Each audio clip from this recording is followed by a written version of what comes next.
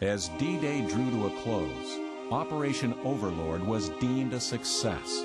The Allies had achieved surprise in the attack and had captured a foothold in Europe. It was the beginning of the end of World War II. The Canadians landing on Juno Beach faced harsh resistance, second only to that of Omaha Beach. Yet the Canadians prevailed and advanced farther inland than the British and Americans. It was a magnificent military achievement that evokes great national pride. Yet it was a victory that came with a high price. On D-Day, 340 Canadians died, 574 were wounded, and 47 were taken prisoner. Theirs was a sacrifice in a just cause. No conflict was more pivotal to win, no evil greater to defeat. Anything less than victory would have been disastrous for the world. For those brave Canadians who were there, who determined the course of history, they deserve a nation's gratitude. I'm quite proud of the fact that we did a job, and, the best of our ability. Well, I feel honored to have been there in a small way, participating in it. Right now, I'm very glad that I was there. Now, I'm also pleased that I'm still here. But it was an experience that I'm glad I went through it, and I'm glad I survived. Oh, yes, very, very proud. I wouldn't have missed it for the world. I think we should be proud to be Canadians, and for my part, to be especially a Métis veteran, I wanted to prove myself that I could be just as good a soldier. I don't care who he is or what he is or what color he was. Well, I think I'm lucky to have taken part, and I'm lucky to have come through it. Fantastic. And I think the Canadian Army proved they were one of the best in the world.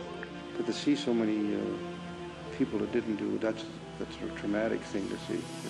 I wasn't really scared until much later.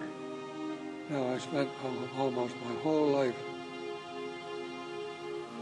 having survived all that and hardly give it a thought. I was damn lucky. I guess it meant it was the turning point, and it showed that the end was near. D-Day in the history of Canada must be one of the really significant events. A lot of attention is now being paid to D-Day 60 years after the event, probably more than has been in the past. We had to get those people that were considering going to take over the world, like the Germans did with Hitler. And that's why I feel that it was an important engagement. We felt we were doing the right thing, and of course we were. But what proved it, when we were going through Germany, just outside of Hamburg, was one of the concentration camps called Belsen-Bergen, or Bergen-Belsen. I never know which way to say it, but it was a concentration camp, and they had killed many Jews. And as our brigadier said, if you want to know what we're fighting for, that's a good place to see it. We got rid of Hitler. Someone had to do it. Did we save the world? Well, darn near it. And that's who we feel sorry for, is the many men and women that didn't make it home and lost 3/4 of their life. I think it means a lot to Canadians because so many people were involved. I'm not so sure that the average person really realizes how much that our generation, and of course the generation preceding us, did for Canada in these two dreadful wars. I'm pleased and I'm thankful that I survived, and now I think more of all the guys who didn't. What would they have done with their lives if they'd have survived? We go to the cemetery at Benny-sur-Mer. In the far left corner, all my friends are. I figure in that cemetery, I know 80 people by first name. And you go over there and see the cemeteries,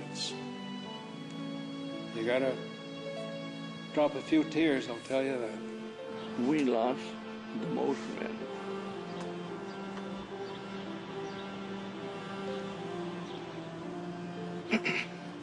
I get too emotional. D-Day is something that our country ought to remember. That these people that are lying here, these are the guys that did it. We came through it, but these are the people that have to be honored. It's our duty to honor them. They gave them everything.